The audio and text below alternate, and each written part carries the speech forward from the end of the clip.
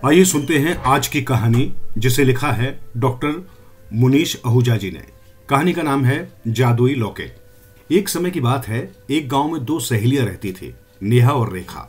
उन दोनों में घनिष्ठ मित्रता थी। वे दोनों एक दूसरे की पक्की सहेलियां थी। नेहा के माता पिता नहीं थे।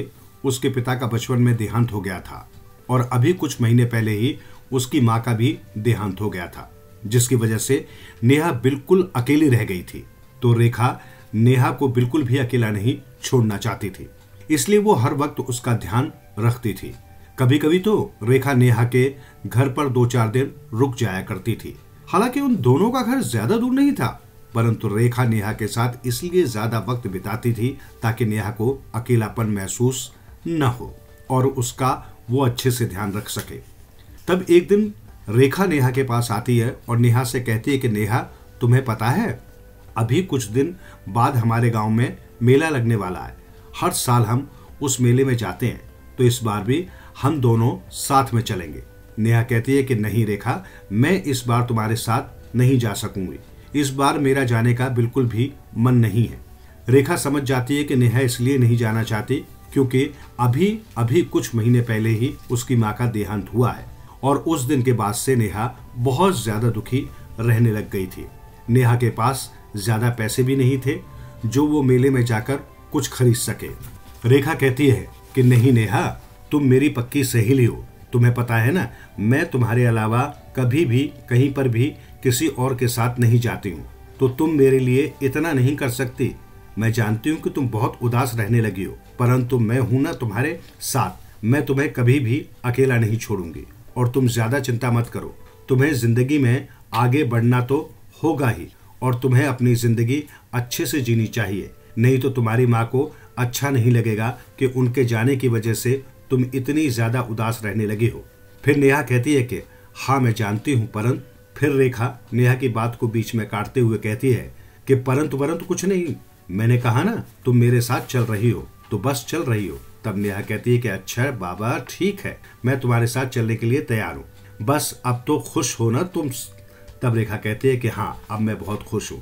इतना कहकर रेखा अपने घर चली जाती है और फिर नेहा की आंखें नम हो जाती हैं। फिर वो अपने घर का काम करने लगती है। उसके कुछ दिन बाद वो दिन आ जाता है जिस दिन मेला लगा होता है। तब रेखा और नेहा मेले में जाकर खूब मस्ती करती हैं। वे दोनों अपने लिए खूब सारा सामान खरीदती हैं। नेहा और रेखा को वहां पर बहुत सारी सुंदर सुंदर चूड़ियां, पायल और झुमके दिखते हैं। तब वे अपने लिए ये सब कुछ खरीद लेती हैं। नेहा के पास ज्यादा पैसे नहीं होते, ये बात रेखा को पता होती है, इसलिए रेखा नेहा के लिए सारा सामान खरीदती है। नेहा रेखा को बहुत बार मना करती है कि उसे इन सब चीजों की कोई जरूरत नहीं है, परंतु उसके बाद भी रेखा उसकी एक भी बात नहीं सुनती। वो अपने लिए जो भी सामान खरीदती वही सामान वो नेहा के लिए भी खरीद देती। फिर जब वे दोनों थोड़े समय बाद आगे जाते हैं तो उन्हें एक अजीब सी दुकान दिखती है जिसमें बहुत अजीब अजीब तरह की चीजें होती हैं। तब उन्हें वहां पर एक सुंदर सा लॉकेट दिखता है। तब रेखा को वो बहुत ज्यादा पसंद आ जाता है। उसके बाद वो लॉकेट खरीद लेती है। जब रेखा उस लॉकेट को खरीद रही होती है तो मानो जैसे वो उसकी सुंदरता को देखकर बिल्कुल मंत्रमुग्ध हो जाती है। वो लॉकेट चांदी का था जिसके बीच में गुलाबी रंग का एक सुंदर सा मोती जड़ा हुआ था। उसके बाद नेहा और रेखा वापस अपने घर चले जाते हैं। रेखा नेहा के घर पर रुकने आई थी, इसलिए वो उस दिन नेहा के साथ उसके घर पर ही चली जाती है। वे दोनों बहुत थक जाते हैं, इसलिए वे जल्दी ही अपने लिए खाना बनाते हैं और खाना खाकर सो जाते हैं। रेखा ने अपने गले में उस लॉकेट को पहना होता है और वो उस लॉकेट को पहनकर ही सो जाती है। जब रात को वो सो रही होती है तब उसे एक अजीब सी आवाज सुनाई देती है। उसके बाद जब वो उठकर देखती है तो कमरे में उसके और नेहा के अलावा वहां पर कोई नहीं होता। तब वो सोचती है कि शायद ये उसका कोई वहम होगा।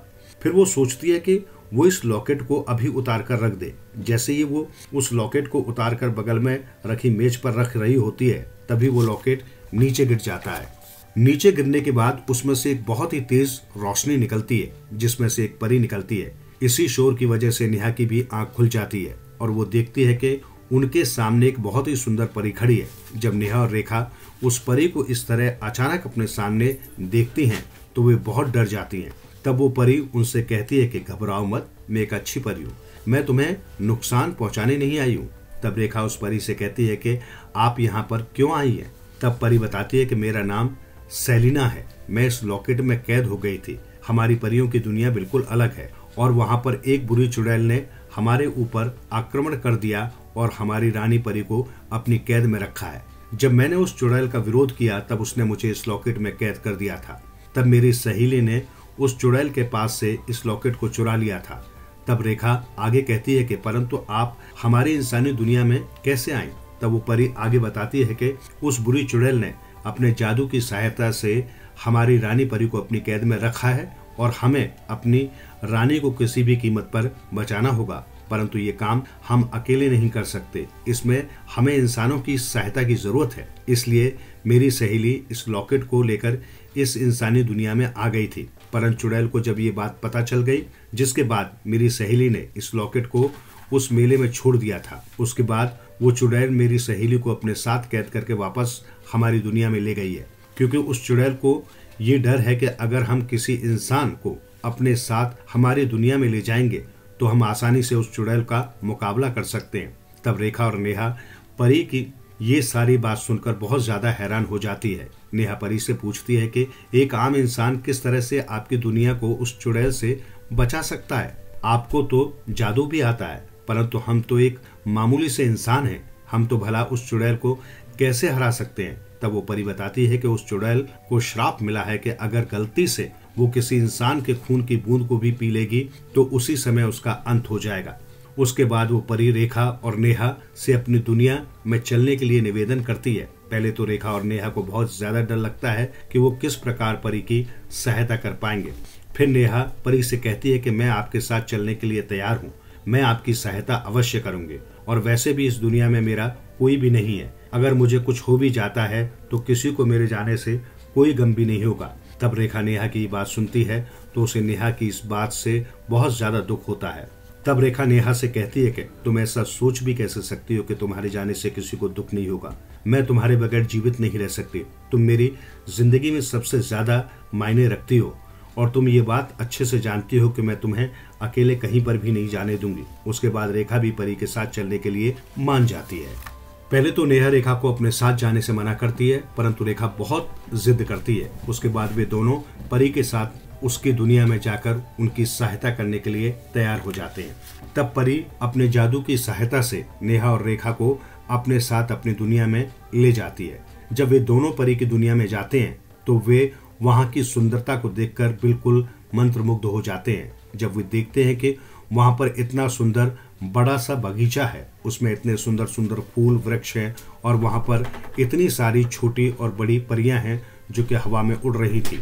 उसके बाद जब कुछ परियां वहां पर रेखा और नेहा को देखती हैं तो वो सेलिना परी से पूछती हैं, जो परी उनको अपने साथ लेकर आई थी। सभी परी कहते हैं कि आप यहाँ पर इंसानों को लाने में कामयाब हुई और इन्होंने आपको उस लॉकेट से भी मुक्त करा दिया। हमें ये देखकर अत्यंत खुशी हुई। इसका मतलब ये है कि अब हम उस चुड़ैल को सबक सिखा सकेंगे और उसे मारकर हम अपनी रानी परी को भी कैद से आजाद करवा सकते हैं। तब सेलिना परी कहती है कि हाँ, तुम बिल्कुल सही कहते हो, अब उस चुड़ैल का अंत आ चुका है, परंतु हमें सावधान रहना होगा। अगर गलती से उस चुड़ैल को ये पता चल जाए कि यहाँ पर इंसान है तो वो पहले से ही सावधान हो जाएगी और अपने जादू की सहायता से इन्हें नुकसान पहुंचाने की कोशिश करेगी। इसलिए हमें चुपके से उसे मिश्रण को तैयार करना होगा जिसे पीकर वो चुड़ैल मर जाएगी। उसके बाद वो परी रेखा और नेहा को रसोई घर में ले जाती है और वो चुड़ैल के लिए एक स्वादिष्ट सूप तैयार करती है। उसके बाद नेहा अपनी खून की कुछ बूंदें उस सूप में मिला देती है।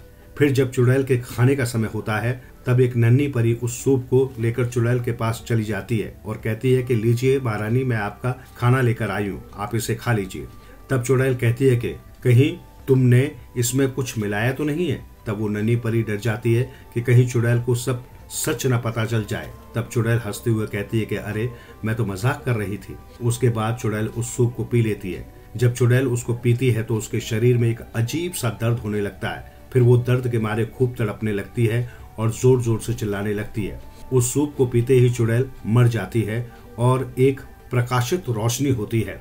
उसके बाद उसका शरीर वहां से गायब हो जाता है। जब चुड़ैल वहां से गायब हो जाती है तो उसे अपने जितने भी बुरे जादू किए होते हैं तब हर कोई वहां पर उन जादू से मुक्त हो जाता है और उसके बाद सभी परियां अपनी परी रानी को कैद से बाहर निकाल लेती हैं। इसके बाद वो रानी परी रेखा और नेहा को उनकी मदद करने के लिए उनका शुक्रिया अदा करती है और अपना आभार प्रकट करती है। उसके बाद नेहा और रेखा उन परियों के साथ खूब स्वादिष्ट भोजन करते हैं और खूब जश्न मनाते हैं। वे सभी साथ में प्यारे गाने गाते हैं और खूब नाचते भी हैं। फिर जब सभी जश्न मना लेते हैं उसके बाद हर परी नेहा और रेखा को खूब सुंदर सुंदर उपहार देती है। कोई उन्हें फूलों से बने गहने देती है तो कोई उन्हें स्वादिष्ट भोजन देती है। ये सब उपहार पाकर नेहा और रेखा बहुत ज्यादा खुश हो जाते हैं। उसके बाद परी सेलिना नेहा और रेखा को अपने जादू की सहायता से वापस उनके घर पहुंचा देती है।